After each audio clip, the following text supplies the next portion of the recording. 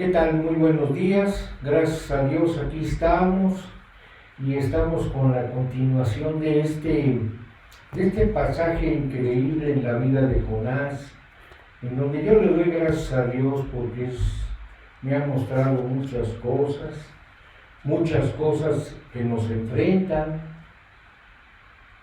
y yo le doy gracias a Dios. Yo nada más te voy a decir una cosa. Si tú dices que lees la Biblia y no eres enfrentado, tú no estás leyendo la Biblia. La condición ideal del creyente es quebrantado. Porque si no está quebrantado, el orgullo está hasta el techo. Y entonces vivimos un engaño. La palabra de Dios, para arreglar, primero tiene que quebrantar. Dice la Biblia, ¿no es mi palabra como martillo que quebranta la piedra? Sí. La palabra de Dios fue hecha para quebrantar. ¿Quebrantar qué, Jorge? El orgullo, la suficiencia, la jactancia, todas las cosas que traemos de manera natural, ¿no es cierto? Sí. Que nos alimentaron del mundo, nos las creímos, vivimos de esa manera y luego queremos que Dios nos ayude. Dios dice, no, espérate, primero hay que quebrantar la piedra. ¿Cuál piedra? Pues el corazón, que ya está como piedra, ¿no? Sí. Endurecido por el engaño del pecado. Bueno, pues ya verás qué hermosa el pasaje que vamos a ver el día de hoy. Vamos a pedirle a Dios en oración el favor de su gracia, porque necesitamos esa gracia, no solo para escuchar atentamente, sino para que eso que necesitamos entender, en verdad lo creamos al punto y al agrado de Dios, no al nuestro. De otra manera, no producirá aquello por lo cual Dios la envió. Así que vamos a pedirle a Dios el favor de su gracia. Vamos a orar. Amado Señor Dios y Padre, te damos muchas gracias, Dios, por este día. Gracias, Señor, por esta bendición que es presentarnos ante tu palabra, que nos redarguya, nos quebrante y conquiste ese corazón endurecido por el engaño del pecado que todos traemos, Padre. Tú nos amas y sabes lo que tienes que hacer. Te pedimos el favor de tu gracia para que junto con la guía y la gracia del Espíritu Santo nos permitas comprender, verdaderamente creer y dejarnos transformar de acuerdo a tu voluntad. Sí, Señor, por Cristo Jesús nuestro Señor te lo pedimos, para gloria tuya, Señor, y conforme a tu voluntad. Amén. Amén. Bueno, pues continuando con nuestro capítulo 3 de Jonás, vamos a leer nuevamente estos primeros 10 versículos del 1 al 10. ¿Viene? Vino palabra de Jehová por segunda vez a Jonás, diciendo: Levántate y ve a Nínive, aquella gran ciudad, y proclama en ella el mensaje que yo te diré. Y se levantó Jonás y fue a Nínive conforme a la palabra de Jehová. Y era Nínive ciudad grande en extremo, de 3 días de camino. Y comenzó Jonás a entrar por la ciudad, y camino de 1 día, y predicaba diciendo: De aquí a 40 días, Nínive será destruida. Y los hombres de Nínive creyeron a Dios, y proclamaron ayuno, y se vistieron de cilicio desde el mayor hasta el menor de ellos. Y llegó la noticia hasta el rey de Nínive, y se levantó de su silla, se despojó de su vestido, y se cubrió de cilicio, y se sentó sobre ceniza.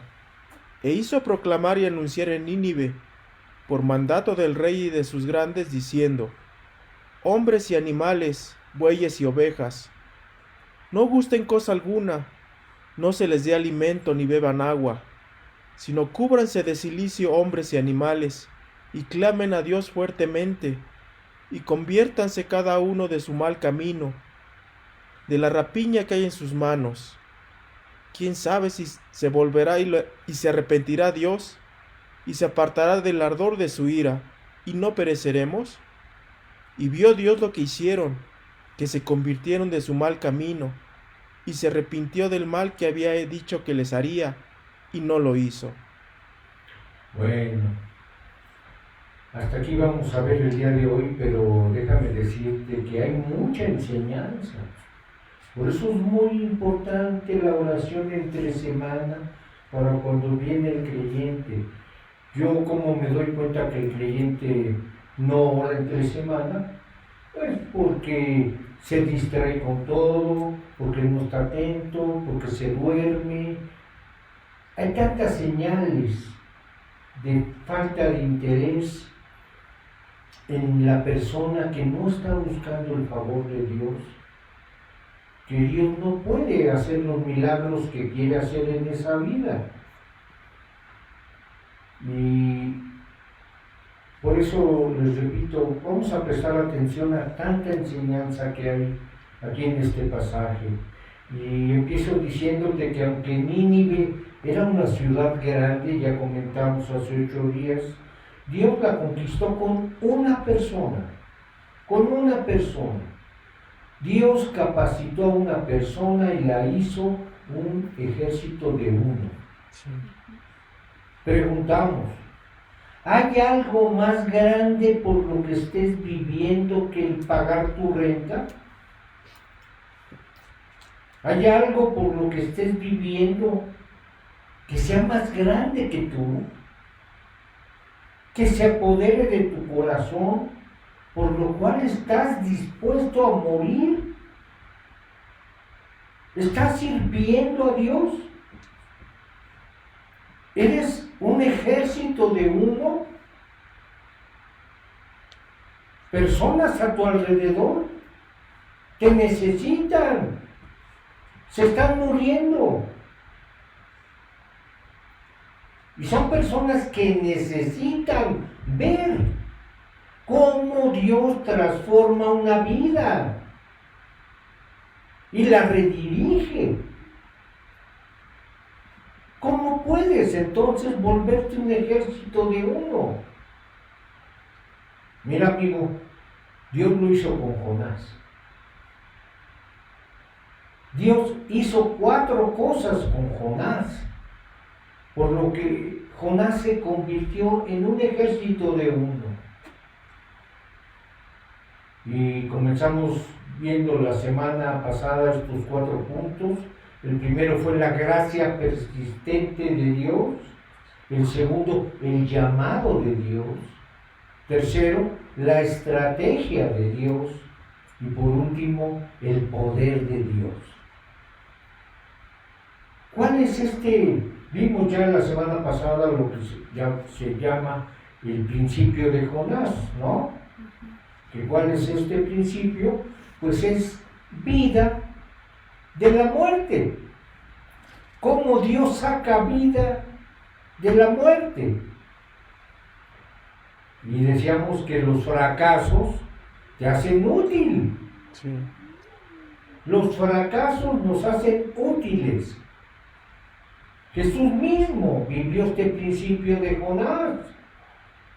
Como Jonás estuvo en la panza del pez 3 días y 3 noches, así estuvo el Hijo del Hombre en el corazón de la tierra 3 días y 3 noches. Jesús diciendo, ustedes sabrán quién soy yo, no a través de mi fortaleza. Le pedían señales y las pudo haber hecho, pero sabía que de esa forma, ese pasaje donde dice que le pidieron señales, está justo después de haber multiplicado los panes. Había hecho las señales poderosas y no creyeron. Por eso Jesús sabía que no radicaba en su fortaleza el que creyeran quién era Él, sino en su debilidad. ¿Y cuál fue el momento más débil de Jesús? Decíamos, la cruz del Calvario. Es el momento más bajo en su ministerio. Y de ahí salió precisamente el regalo de la salvación. Ahí en Juan 12:24 dice, de cierto os digo, que si el grano de trigo no cae en la tierra y muere, queda solo.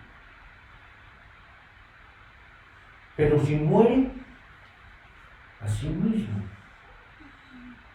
lleva mucho fruto.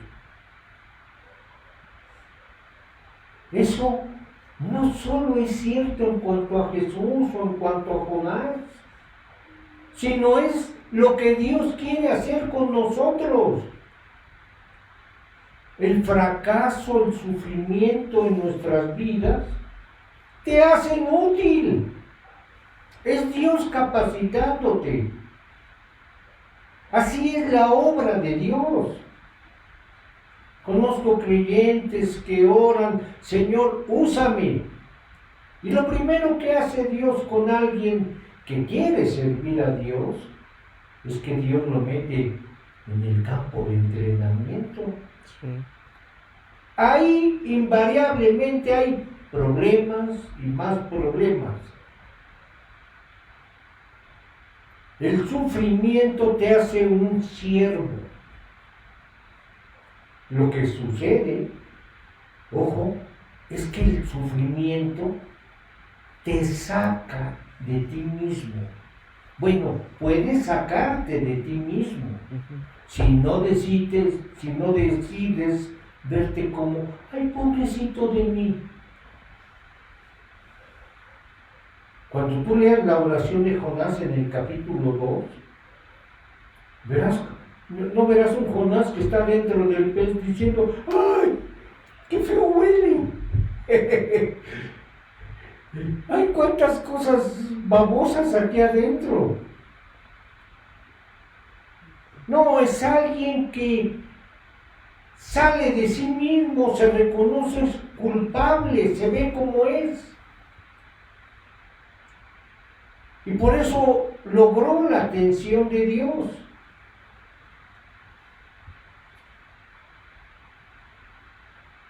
El sufrimiento te saca de ti mismo, de tu ensimismamiento, y te capacita para servir. Porque dentro de nuestros corazones hay una naturaleza pecaminosa, de la cual Dios nos tiene que librar. Dios no va a usar a nadie como está. Claro, si tú crees que eres una maravilla, pues no vas a entregarle nada de lo que te tiene que limpiar y no te va a usar. Punto. Y estarás engañado diciendo, pues ya le dije a mi vecinita y vino, pero se fue. No, Dios quiere ver cambios en tu vida y que ellos vean esos cambios. Si queremos servir a Dios, Dios te tiene que limpiar para gloria suya.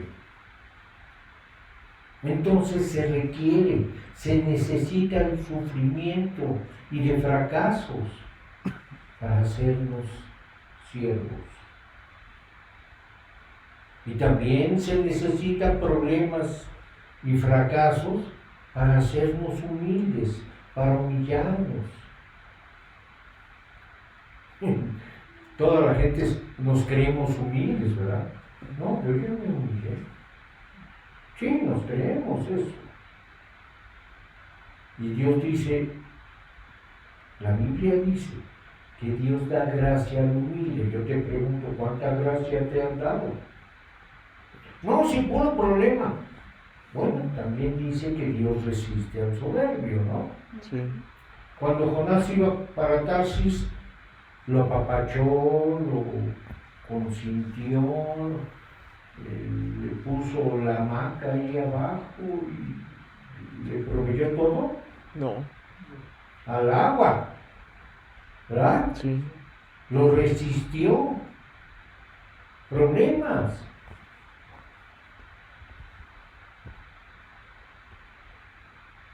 Dios nos tiene que limpiar de ese orgullo. Y si no te limpia de ese orgullo, no te puede usar. ¿Qué fue lo que limpió a Pedro si era bien orgulloso? ¿Sabes qué? El darse cuenta que Jesús tenía razón cuando cantó el gallo 2 veces. Se vio cómo era realmente, porque se vio desde afuera, no como él creía que era. Además, tú no vas a ser bueno para cambiar la vida de nadie, ni de los tuyos. Por eso no han creído en Cristo, los tuyos, hasta que no seas humilde.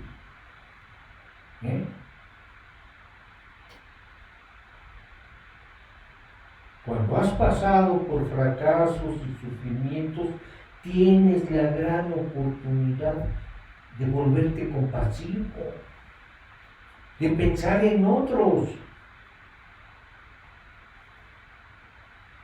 Lo que te hace compasivo y te permite ayudar y consolar y compartirles de Cristo a otros es saber aprovechar tu propio sufrimiento. Si han pasado por fracasos o por algo doloroso, no creas que eso automáticamente ya te convierte en un ejército de uno. Para nada. No es así. Mira, el sufrimiento y los fracasos solo te convertirán en un transformador de tu entorno si tú permites que los problemas te saquen de ti mismo. Somos egoístas, ególatras, y el sufrimiento te hará más metido en ti mismo aún y lleno de autocompasión. Es que no es justo, mírenme a mí. Cualquier problema nunca te va a dejar donde estabas. No puedes quedarte donde estás. Cada problema te hará o una persona mejor o una persona peor, dependiendo de lo que tú decidas en tu interior, dependiendo de si dejas que tu problema te lleve hacia adentro, hacia ti mismo, o que te salgas de ti. Eso fue lo que hizo Pedro, eso fue lo que hizo Jonás, eso fue lo que hizo Jesús. Y eso sí que es importante. A Dios le encanta usar a los fracasados, a los que sufren. Pero mucho cuidado, porque depende de ti lo que tu sufrimiento te haga. Leía yo de Manasés el otro día, el peor rey que ha tenido la nación de Israel. Ofreció a sus propios hijos a un dios pagano, los mató, él mismo llevó a todo Judá a la idolatría. Y sin embargo, cuando se humilló, Dios lo recibió y lo restauró. Dios usa a los Jonases, a los Pedros, a los Manasés, y Él puede y quiere usarte a ti. No como tú crees. No, Dios no necesita tu iniciativa. o que ahorita agarres tu escoba. No, Dios quiere que dejes tu orgullo. Y ya luego Él te dirá dónde y cuándo y cómo. No le vas a decir tú a Dios cómo hacer las cosas, ¿o sí? ¿Es tan grande tu orgullo?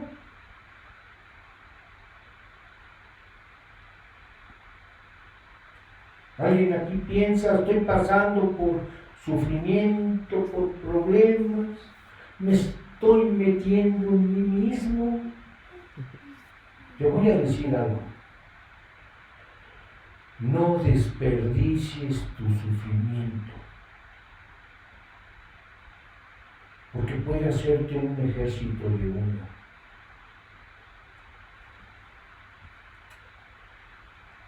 Dejen que los lleve a la compasión, a la intimidad con Dios, al servicio y a la humildad. No que los lleve hacia adentro, hacia la amargura, hacia el orgullo, hacia la autocompasión. De esos ya sobran en el mundo y no sirven para nada. Pero eso depende de ustedes. Esa es la gracia persistente. A ver, explícame, Jorge. Pues sí, porque Dios, a pesar de que yo fallo y fallo y fallo, me quiere seguir usando. No me desecha. Continuamente nos ayuda. Y ahí va a estar siempre tu problema. Esa gracia persistente te hace un ejército de uno. Punto número 2, el llamado de Dios. Dios por naturaleza es un Dios que salva. Y es un Dios que te llama y te envía. Fíjate qué hermoso. Primero te llama y luego te envía. Por su naturaleza te llama, te atrae y luego te manda. Dios vuelve a Jonás, por eso así empieza el capítulo 3. Vuelve a Jonás y no le dice, ¿verdad? Porque, bueno, derivado de como nosotros pensamos, pensaríamos que Dios le debiera haber dicho, ¿no? Ay, mi querido Jonás, yo sé que has tenido un tiempo muy difícil, yo lo sé, ahí, en el vientre del pez, debe haber sido muy desagradable, Jonás. ¿Por qué no te tomas un mes de descanso allá en Cancún? Y luego hablamos, ¿no? ¡No! Dios le dice, levántate y ve.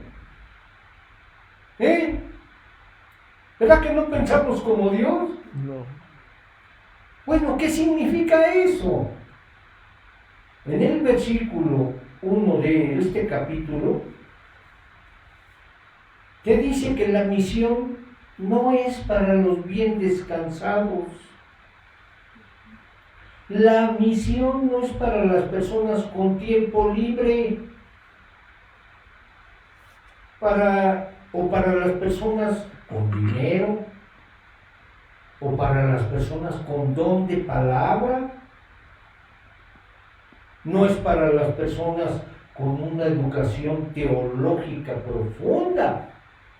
No, es para cualquiera, ojo, para cualquiera que le diga a Dios, Dios, yo te pertenezco, soy tuyo.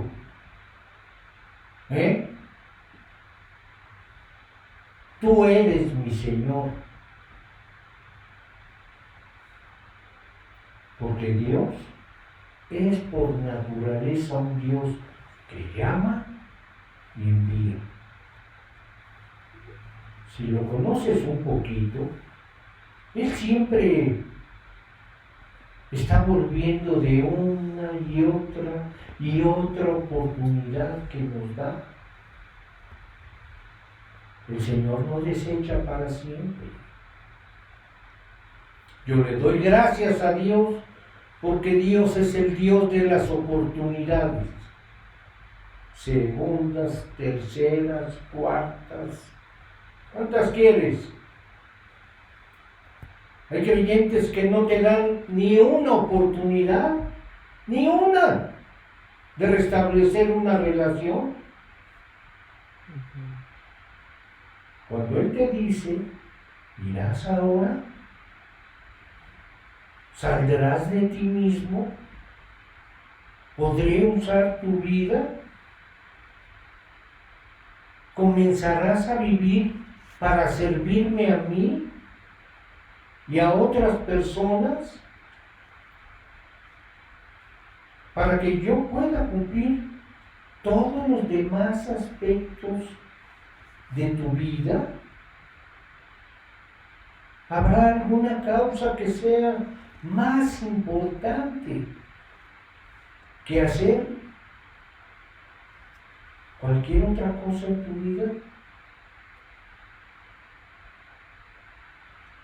El verdadero sentido a tu vida se lo das tú cuando optas por servir a Dios. Ese es el verdadero sentido que tiene la vida de los que nos decimos creyentes. No vivir para ti mismo.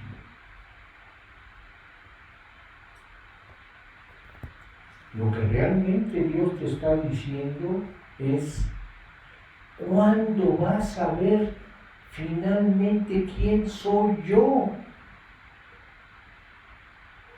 Si quieres conocerme como soy, esta es mi manera. Yo vivo, dice Dios, para cambiar vidas. Yo vivo para cambiar a las personas. Yo vivo para cambiar al mundo. Y te quiero cambiar a ti, si me lo permites. Dios es un tornado espiritual. Eso significa que nunca te absorbe sin luego lanzarte afuera para servir. Eso es lo que hace un tornado. Primero te jala y luego te avienta, ¿no? Mira, en Génesis 12, el llamado de Abraham, ¿sí? Dios llama a Abraham y le dice dos cosas. Le dice: te bendeciré para que seas una bendición. Sal de tu tierra. Le dice: ve a la tierra prometida, te bendeciré para que seas una bendición. Y sal de tu tierra. ¿Qué está diciendo? Primero, Dios nunca te bendice, excepto para hacerte una bendición. Dios no quiere bendecirte, enriquecerte para que sigas siendo egoísta.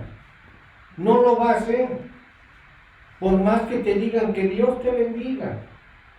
Si no quieres dejar tu egoísmo, no te va a bendecir, aunque te lo diga el pastor. No te engañes. Dios te bendice para que seas una bendición. Entiéndelo. Él nunca te va a sanar, excepto para convertirte en un sanador de otros.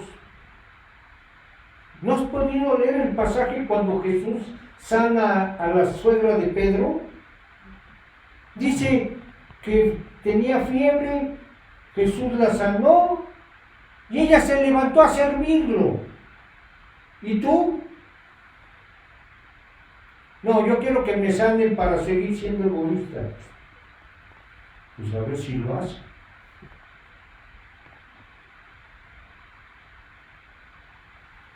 En los evangelios está el pasaje ahí de la suegra de Pedro, y lo lees y no, que me bendiga para seguir siendo egoísta, para vivir para mí mismo, y que me dé más y más y más, ¿no? En segundo lugar, la única forma en que tú puedes ser esa bendición y ser un sanador es si sales. Lo que le dijo a Abraham: sal de tu tierra. Bueno, aquí salir de qué? Para Abraham era el salir de su país, ¿sí? De su cultura, de su familia.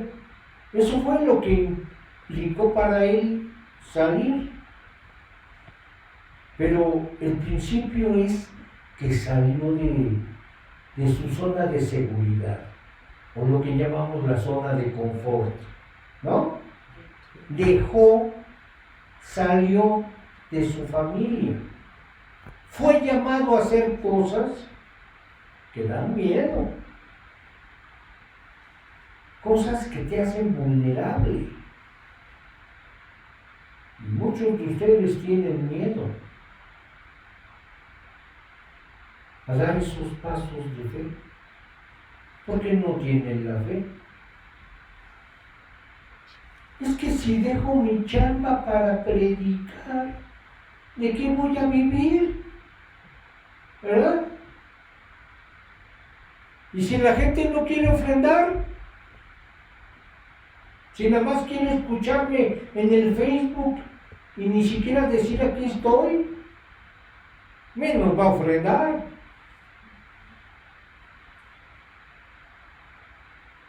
O si me involucro en la vida de otra persona que parece ser un caso perdido, podría requerir mucho tiempo, ¿no? Y me tengo que involucrar para tratar de ayudarlo. Claro.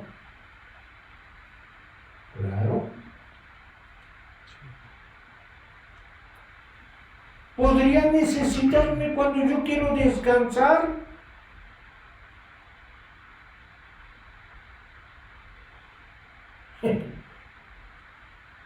Yo recuerdo que a mí me despertaban a las 2, 3, 4 de la mañana, pero no me quejaba, porque al que pide se le dará.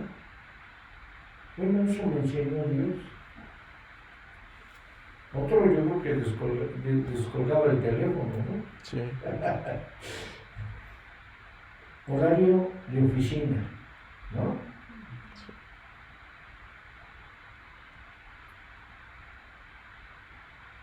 O si ya no se puede vivir en esta ciudad, me tengo que quedar. No sabes cuántas invitaciones de irme a vivir fuera. Yo creo que la gente piensa que me encanta ser chilango, pero no. La ciudad podría afectar mi salud, claro. ¿Y qué? ¿Cuál es el problema? Hasta que tú salgas de tu zona de seguridad, tú no podrás ser un ayudador, un sanador. Dios nunca te sanará, excepto para hacerte un sanador. Dios nunca te llenará hasta estar dispuesto a llenar la tierra de su gloria. Hasta que no estés dispuesto a salir, no solo no puede ser una bendición, sino que ni siquiera podrás parecerte a Jesucristo. Y la idea del Espíritu Santo, cuando entró en nuestros corazones, es formar a Cristo en nosotros. ¿Cómo va? ¿Cómo va ese trabajo? ¿O prefieres presumir que sabes mucha teología, pero no sirves para nada. Porque el orgullo, ¿no sabes que el conocimiento envanece? Y esa vanidad es orgullo. Dios no quiere gente que sepa mucho. Dios quiere gente dispuesta, que se salga de sí mismo.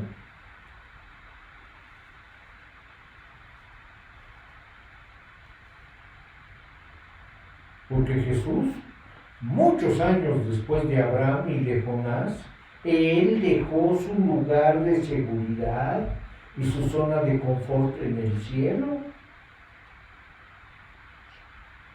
Arriesgó todo, renunció a todo y pagó el precio más alto que se puede pagar para venir y podernos sanar. ¿Ok? Dijo cosas impopulares que transformaron a alguna gente, pero llevaron a otros a quererlo matar. Y eso es lo que pasa cuando tú te entregas a Dios. Y Jesús empieza a usar tu vida, empezarás a cambiar otras vidas, mientras otros te querrán matar. Pero Dios nos guarda. ¿Ok? Y es inevitable. Y sin embargo,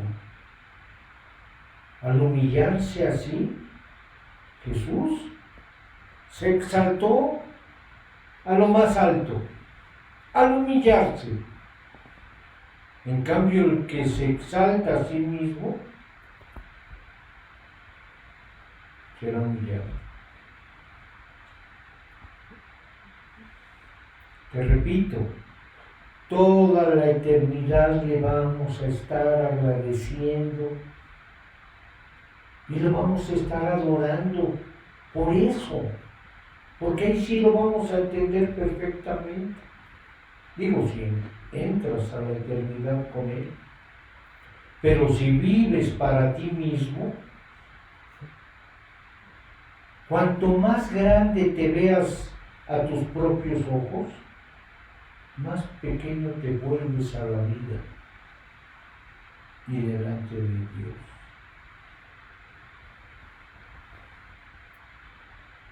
La aplicación a nuestros corazones es muy fácil.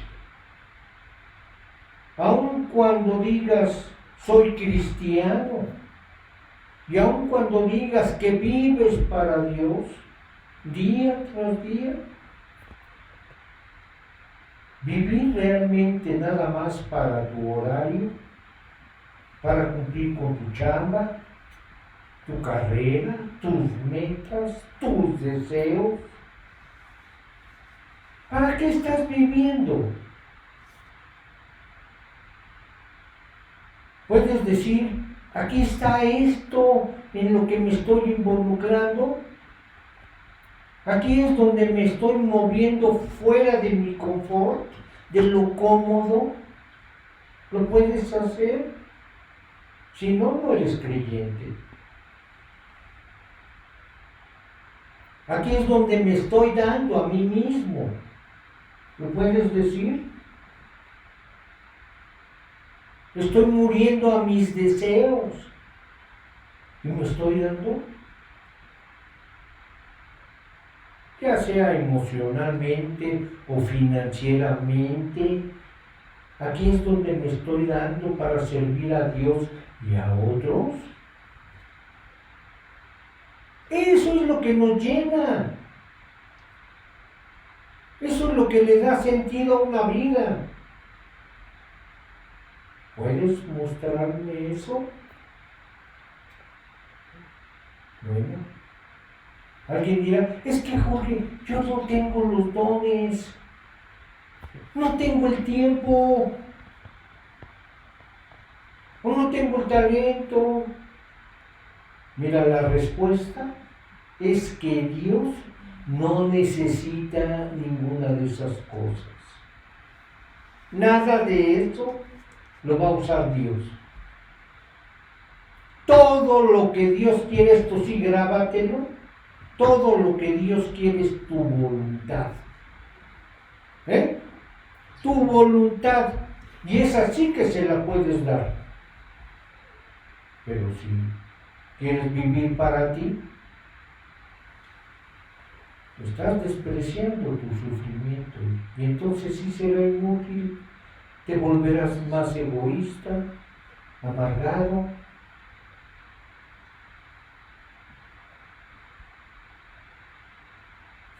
Y como ese grano de trigo, quedarás solo. Ahora, tu voluntad, esa que hablamos, que es lo que sí Dios quiere, todos los días está en tu mano. Dásela a Él. Dios por naturaleza es un Dios que llama y que envía, si tiene tu voluntad. Hasta que no comprendas que Jesús y el Padre viven para cambiar personas y que te quiere integrar a esa misión de tocar vidas, no podrás cambiar a tus conocidos, ni siquiera a tu familia, que dices amar, ¿verdad? Dices, hasta que no empieces a vivir así, estarás fuera de contacto con tu realidad como creyente y fuera de contacto de Dios. Todo lo que Dios quiere es tu voluntad. Dile, Señor, aquí está mi vida y todo lo que ello implica. No le digas, ¿quieres que haga esto? ¿Quieres que haga lo otro? La gente da lo que quiere, la gente egoísta. ¿Verdad? Dios quiere tu vida, tu voluntad, no sobras. ¿Estamos? Sí. No sobras.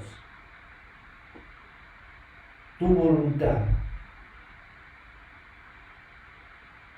Tercer punto. La tercera cosa que Dios hizo para cambiar a Jonás fue cambiar su actitud hacia la ciudad.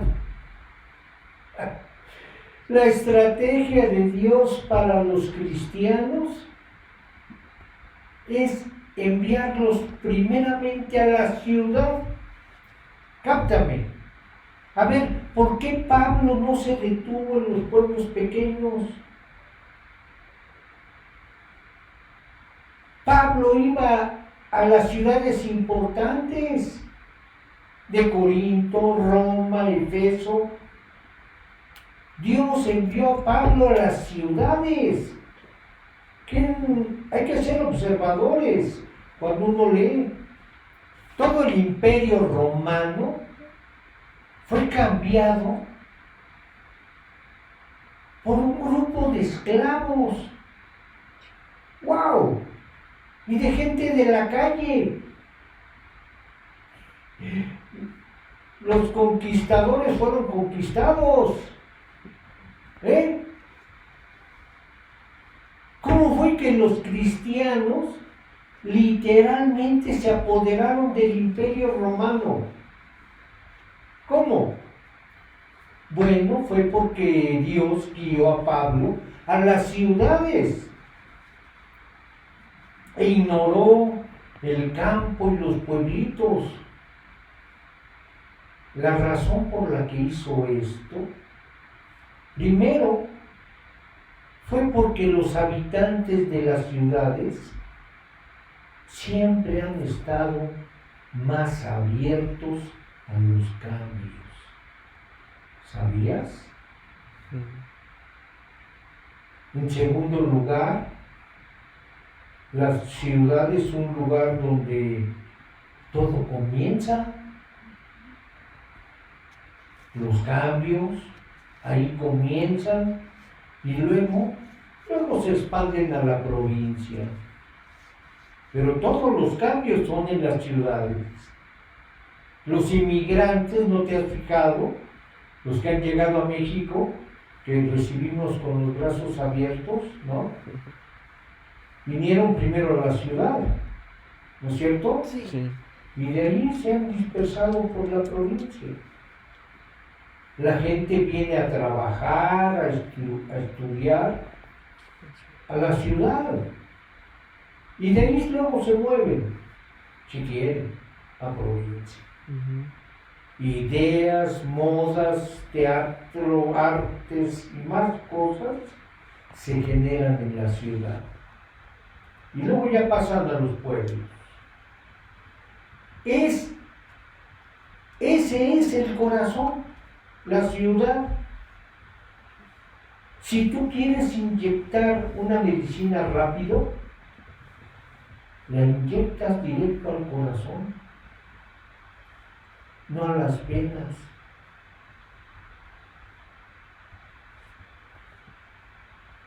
Para el año 300 después de Cristo,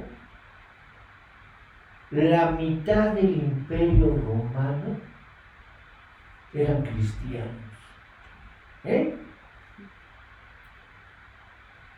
El resto del país eran paganos.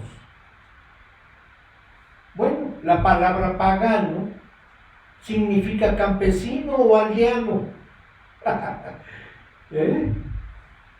Los habitantes urbanos eran cristianos y los del campo eran paganos. Debido a esto, el cristianismo conquistó al imperio romano.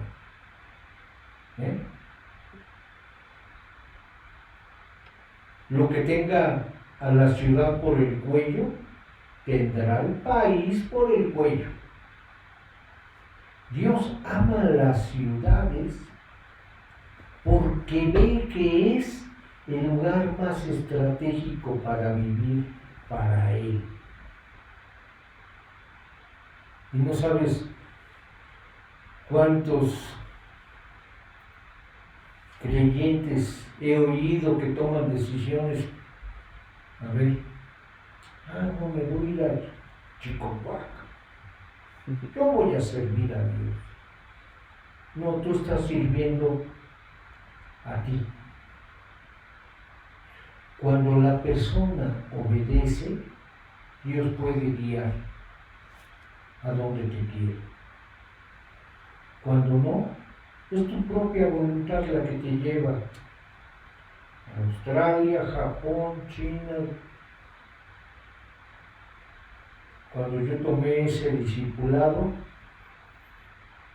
más de 50,000 misioneros estaban fuera de foco por hacer su propia voluntad. Lo fácil es seguirte a ti mismo. Lo difícil es entregar tu voluntad a Dios. Y Dios no te va a obligar. El amor invita, no obliga. Dios le dijo a Pablo, le dice a Pablo y a los demás misioneros, primero ve a la ciudad. Trabaja ahí, siembra la palabra. Al final del último versículo de Jonás 4:11, dice, y no tendré piedad yo de Nínive, aquella gran ciudad. Así termina el libro. ¿Qué estás haciendo en la ciudad? No, pues tratando de enriquecer, mejor que tratando de saber más para presumir más. Sigues adentro de ti, ¿verdad? ¿Entiendes que has sido llamado por Dios a servir aquí? Dices, ahora entiendo por qué estoy aquí estratégicamente ubicado por Dios para empezar el cambio. ¿O eres de los que dicen, odio este lugar? Dios te mira y te dice,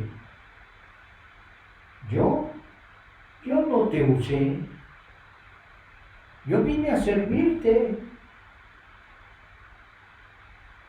Y yo, ahora que te dices que eres mi siervo, te estoy ubicando en la ciudad para que la sirvas. Hasta que no tengas esa actitud, no podrás ser un ejército de uno. Que Dios nos use para sembrar. ¿Sabes lo que es que una persona en la eternidad se acerque y te diga, mira, toda la eternidad le voy a dar gracias a Dios por lo que hizo por mí? Pagó mi cuenta, lo hizo todo. Pero también toda la eternidad estaré agradecido contigo porque tú me hablaste de Cristo. Y ahora estaré aquí disfrutando toda mi eternidad. No lo sabes, ¿verdad? Último punto. El poder de Dios te convierte en un ejército de uno. Realmente eso no es humano. Dice que cuando el rey de Nínive oyó la noticia, que se arrepintió. ¡Wow! Oyó la noticia y dice que se arrepintió. Dios se encargó de que llegara a él y él se volvió a sus súbditos y les dijo, volvámonos cada uno de nuestro mal camino y de la rapiña que hay en nuestras manos. Ya quisiéramos que el día de hoy la gente que está viviendo mal deje de hacer lo malo, ¿no? Si tan solo la gente de la ciudad se volviera de sus malos caminos y de la violencia, entonces terminaríamos con todo lo malo que hay. Crímenes, narcos, bueno. Pero ¿cómo consiguió Dios ese cambio?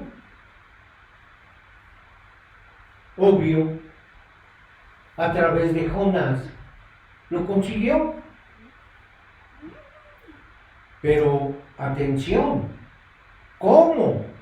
¿Cómo lo consiguió? A través del arrepentimiento. A través del arrepentimiento. Dios llamó al pueblo al arrepentimiento. Te decía hace rato que es lo grande del pecador, del fracasado, del que sufre el arrepentimiento. Dejen decirles, y esto es muy importante, que los problemas de la ciudad y los problemas de nuestra vida solo se resolverán a través del arrepentimiento. ¿Oíste? No es actitud positiva, no es échale ganas, no es el club de los optimistas. Bueno, ya habrán tiempos mejores. Es ir con Dios hasta que el Espíritu de Dios produzca dolor por lo malo. ¿Qué estás haciendo? Tienes que ir con Dios y convencerlo que produzca dolor por lo malo que estás haciendo. Y hasta que Él produzca ese dolor por lo que estás haciendo mal. No estamos hablando de mala conciencia. Sí, porque algunos dicen o piden perdón, ¿no? Porque tienen mala conciencia. Perdón. Eso no sirve. Dios, o sea, es gente que dice perdón, pero no quieren ser transformados. Ahí Dios no perdona, porque no quiere ser transformado. Te salva para enviarte, te salva para usarte. ¿Captas? Sí. Por eso es el señorío de Cristo. Si tú quieres vivir para ti mismo, no salvas. Serás un religioso engañado, que vienes cada 8 días alimentando tu engaño, porque no quieres servir, no quieres ser transformado. Y Dios, ojo, no perdona si no limpia. ¿Estamos? Sí. Recuerda la primera de Juan 1:9, ¿no? Si confesamos nuestros pecados, Él es fiel y justo para perdonar nuestros pecados y limpiarnos de toda maldad. Para Dios es sinónimo perdonarte y limpiarte. Si no te limpia, no hay perdón. ¿Está claro? Sí. ¿Qué tiene que hacer el sentimentalismo ahí? Nada. Es un estorbo, es orgullo. Señor, si no te he dejado limpiarme, no soy salvo. ¿Para qué le hago al loco? Si tú pides perdón por un pecado que piensas cometer la próxima semana o la próxima oportunidad que se te dé, por más que pidas perdón, no hay perdón. Para Dios es sinónimo perdonarte y limpiarte. Darte la victoria sobre ese pecado. Amigo, el arrepentimiento no es solo una convulsión emocional, es un cambio de vida exhaustivo, producido por el trabajo del Evangelio, de la palabra de Dios. Ojo, el rey de Nínive dijo: arrepiéntanse de sus malos caminos. Sí. Arrepiéntanse. ¿Sabes por qué me da risa? Porque el que está predicando es el rey, no Jonás. Exacto. ¡Wow! Jonás nada más les dijo: dentro de 40 días, sorry. Fue lo único que les dijo. El que llamó al arrepentimiento fue el rey. ¿Ya ves cómo hace Dios las cosas? ¿Cuándo se te iban a ocurrir a ti? Con tu gran iniciativa. No, es que yo no obedecí, pero hice esto. Pues sí, tu voluntad, ¿verdad? Sí. Así Dios no te envía. Así no hay milagros. Porque no te dejas transformar tú primero. Jonás sí lo hizo. Y simplemente Fue y dijo lo que Dios le mandó. De que a 40 días Dios va a destruir Nínive. Y el que predicó fue el rey. Eso es poder de Dios, ¿no? Sí. A principios del siglo pasado, tremendo avivamiento, gran parte de Escocia se convirtió, pero antes del avivamiento había tremendos problemas sindicales, laborales en Escocia, ocurriendo dentro de las minas del país. Vino el avivamiento y los problemas desaparecieron, los laborales. ¿Cómo? Porque en el horario laboral los gerentes comenzaron a patrocinar estudios bíblicos para ellos mismos y para los obreros, para los mineros. Comenzaron los mineros a devolver todas las cosas que ellos habían robado. Habían estado robando herramientas durante años. Y durante el avivamiento tuvieron que construir 5 ¿cómo se llaman estos? Cobertizos extras para guardar las herramientas robadas que fueron regresando por voluntad propia los mineros. Los gerentes de las minas comenzaron a decir: en el horario laboral vamos a hacer varias pausas porque queremos pasar tiempo con ustedes orando y alabando a Dios, además de leer la Biblia. ¿Qué fue lo que pasó? Arrepentimiento, no negociación. El arrepentimiento cambia vidas. En conclusión, si no somos transformadores de nuestro mundo inmediato, si no estamos haciendo mucho más que solamente estar absortos en nuestras ideas, problemas y vida, Dios no puede hacer los milagros que quiere hacer en tu vida.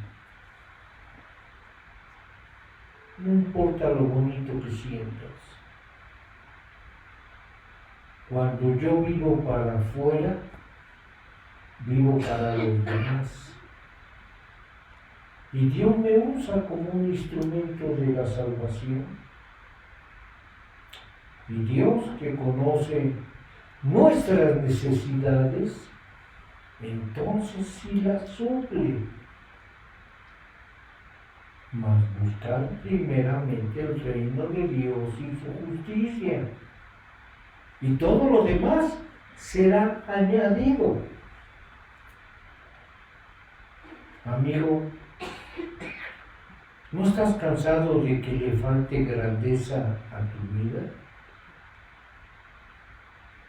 ¿No quisieras ver a nuestro Dios enorme y poderoso trabajando de otra forma? ¿No estarás dispuesto a que tú seas un transformador de tu casa, colonia o ciudad, donde la luz del Evangelio tiene que brillar? Por eso Jesús dijo: nadie prende una luz y la pone escondida, ¿verdad? Sí. Así alumbre vuestra luz a los hombres. ¿A cuántos has lampareado?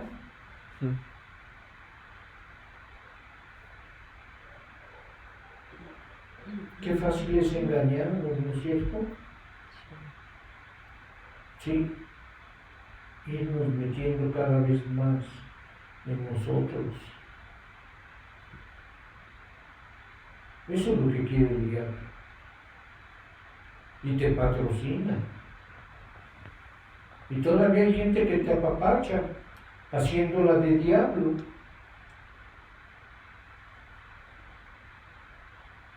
Cuando Dios te habla con la verdad para sacarte de ti mismo.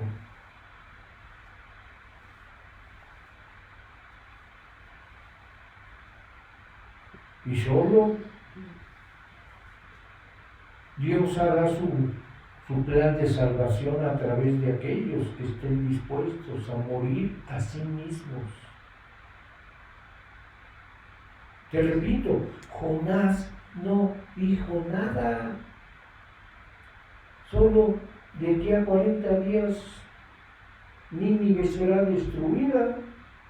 Tú lo puedes leer. ¿Llamas tú a eso un buen mensaje? Pero Dios cambió a todo el país a través de él. Amigo, qué reto estudiar este capítulo. Reto de fe verdadera. Y Dios lo quiere hacer. Dios ya nos dijo su parte. Y Él está esperando la tuya en respuesta.